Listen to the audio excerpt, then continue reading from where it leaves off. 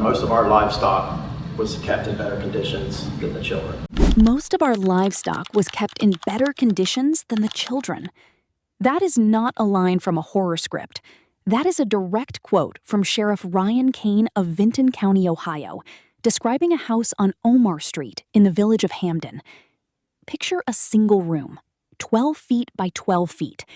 Now picture 16 children inside it, some of them for 4 straight years. That 12 by 12 room is your visual anchor for this entire case, smaller than most American bedrooms, and inside it, an entire hidden generation. On Filthy. I've seen livestock live, mostly kept better. As I was saying, most of our livestock was kept in better conditions than the children. It was extremely high presence, I'm sure, of bacterial and human feces.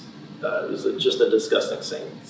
Before we go deeper into what the records actually show, make sure you're subscribed to the Crime Infinity, because we don't just cover the story, we follow the evidence. On June 30th, deputies from the Vinton County Sheriff's Office and agents from the Ohio Bureau of Criminal Investigation arrived at that Omar Street address for one reason: an unrelated search warrant tied to an investigation the sheriff still will not name publicly. What they found instead was 16 children, ranging in age from 18 months to 18 years old, living in what officials describe as filth thick enough to leave a smell investigators say they could not wash off their skin for days. 16 children hidden away in a rural Ohio home. A teenager who, according to investigators, couldn't even spell her own name. And a smell so bad, the Attorney General says he still can't shake it. It was just a disgusting scene. This is pure evil. That's not commentary. That's Ohio's Attorney General, Andy Wilson, on the record, standing outside that house. A man who has spent a career prosecuting child abuse cases, telling reporters this was among the worst environments he has encountered. When the state's top law enforcement officer says a scene left him needing to talk it through with his own team afterward, that is not theater. That is documented reaction, on camera, moments after walking out of that room. And now the adults who were supposed to be caring for these children are behind bars. This is pure evil, what we saw down here.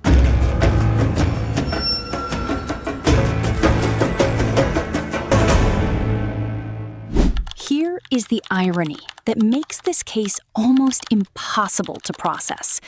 This family was not hiding in the wilderness. Neighbors lived nearby. For 4 years, people in that small Appalachian community walked past that house, and according to investigators who canvassed the area, not one of them knew children were inside. Vinton County has fewer than 13,000 residents. It is one of the smallest, most rural counties in the state, and still, 16 children vanished into a structure surrounded by people, and no one saw them. So it was disgusting even where the kids weren't. I would think it's typical. Most law enforcement have experience with homes in a similar fashion. A large number of people, though, the children were kept in a roughly 12 by 12 area. It seems like it's where they've spent the most of the last 4 years, and that's what it looks like. In a weird way, you're hit with two emotions. There is joy when we realize that we're about to change 16 lives for the better. 4 adults now face 17 felony counts each of child endangering. According to officials, they are Gary Siders Sr. and Christina Siders, believed to be the grandparents, along with Gary Siders Jr. and Elizabeth Siders, believed to be the parents of at least some of the children. Second-degree felony child endangerment in Ohio can carry 8 to 12 years per count. Do the math on 17 counts across 4 defendants, and you begin to understand why prosecutors call this just the beginning. Yeah, keeping children indoors in itself for long periods of time is neglect and endangerment, because we all know children need fresh air, they need vitamin D. They also need to go to school, Yes. whether it's the public school or the local Christian or charter school, or even homeschooled by an appropriate parent or adult who's willing to take on that responsibility.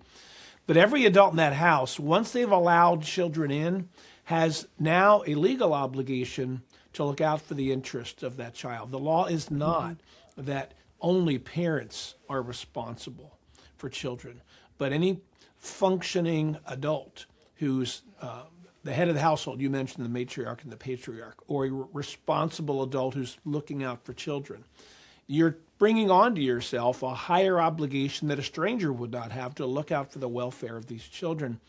And these charges that are currently being brought, I wouldn't be surprised if these charges get amended and added to, are all second-degree felonies, each one of which could serve 8 to 12 years in prison, potentially consecutively. So these adults, whatever their relationship are to these children, are criminally liable. Now, here is the detail that turns this from a neglect case into something far stranger. One of the 16, an 18-year-old, legally an adult, is, according to the county prosecutor, developmentally still a child.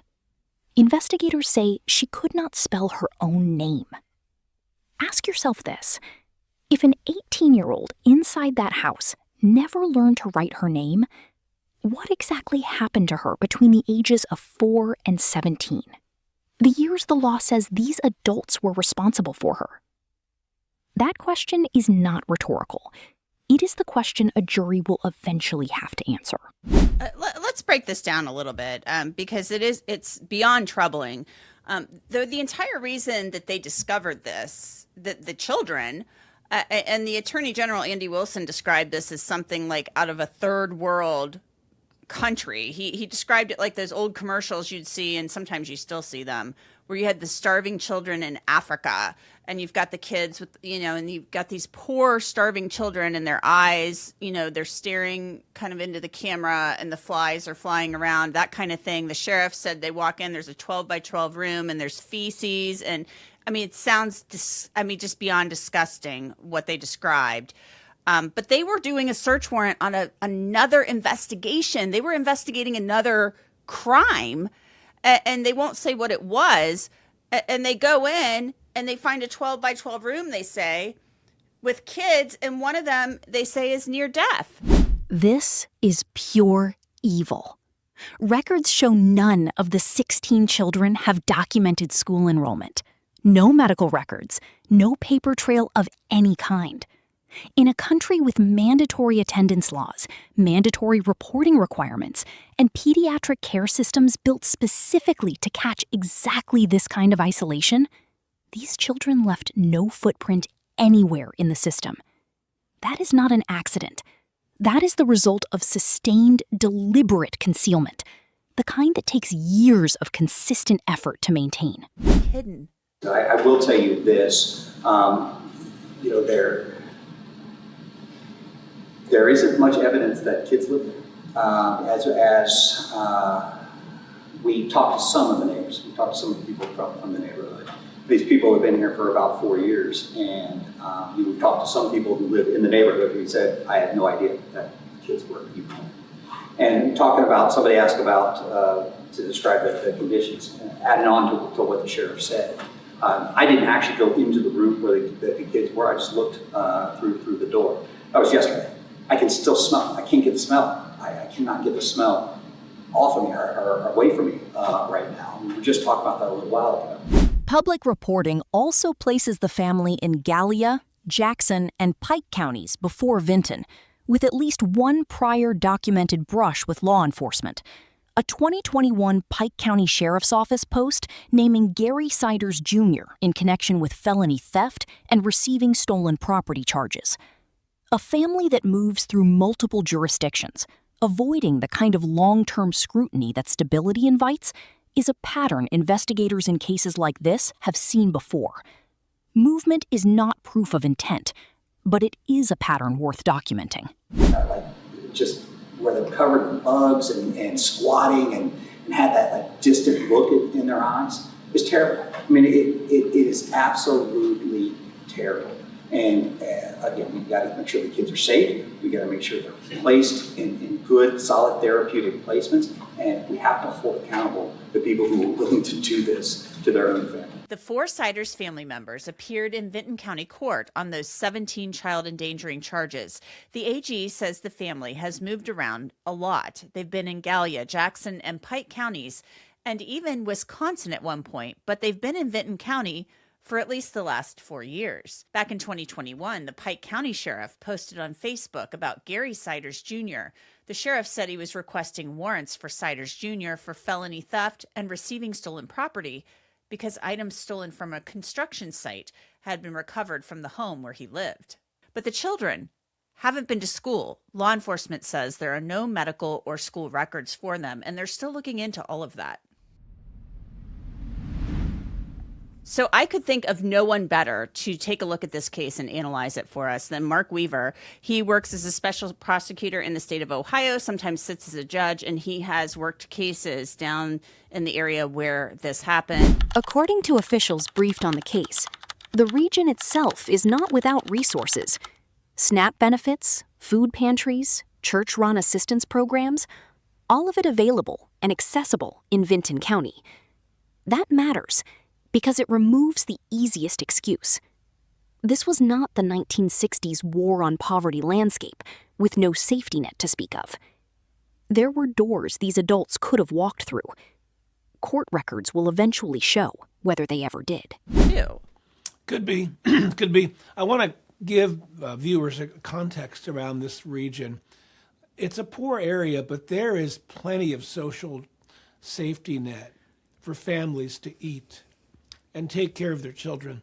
There are welfare benefits, there are SNAP, there are local churches that have food pantries. There are a lot of good Christian and hardworking people in those counties who will help other people in need.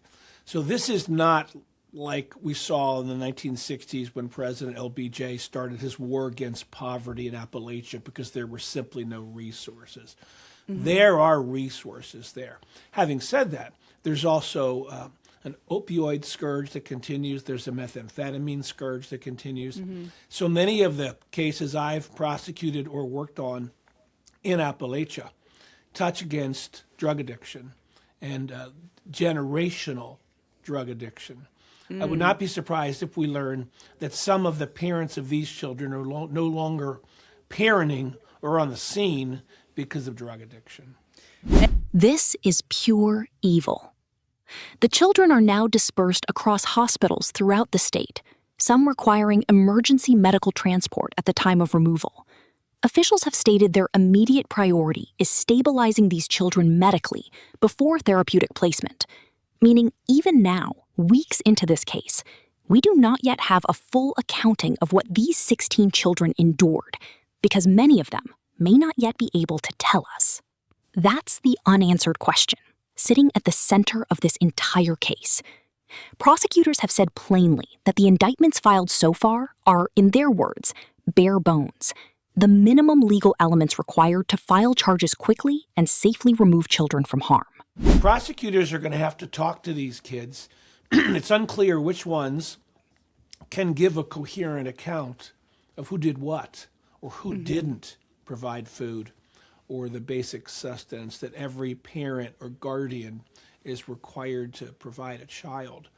So a couple things are going to happen during this investigation. They're probably happening right now. Number one, every one of these kids, once their medical needs are attended to, is going to be interviewed to get as much information as they can about this level of abuse or neglect.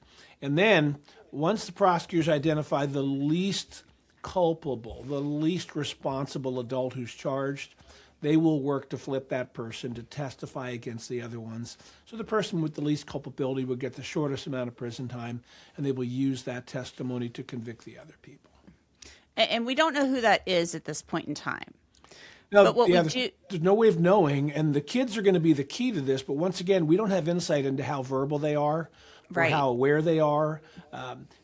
Severe malnutrition affects not just your body, but also your brain and your memory. And so I'm sure defense lawyers will be interested in eventually cross-examining these kids to show that perhaps they don't remember things well. So it's a bit of a challenge with respect to who the witnesses will be to say what did or didn't happen. Having said that, there's a civil Latin phrase in the law called res ipsa loquitur. This thing speaks for itself. You don't need a lot of evidence to show that kids in your care who are this poorly treated or whose conditions are so bad is the responsibility of the adults in the house. Each defendant is currently held on $300,000 bail. That bail amount alone tells you how seriously the court is treating flight risk in a case with this many pending felony counts. So I could think of no one better to take a look at this case and analyze it for us than Mark Weaver. He works as a special prosecutor in the state of Ohio, sometimes sits as a judge, and he has worked cases down in the area where this happened. He's also the author of a new book entitled God Bless America, 250 Years Strong. We'll talk about that in a few minutes. But first, Mark, your reaction to this case. I'm shocked by it. Every time I think I can't be shocked, I'm shocked. Because I can't imagine 16 children ranging in age from 1.5 to 18 living in a house and nobody knows. Yeah, you're right. I have prosecuted cases, not in that county, but in counties surrounding that. This is southern. If this case matters to you, like this video, share it, subscribe, and turn on notifications for the Crime Infinity. Because we'll be back the moment new filings hit the record.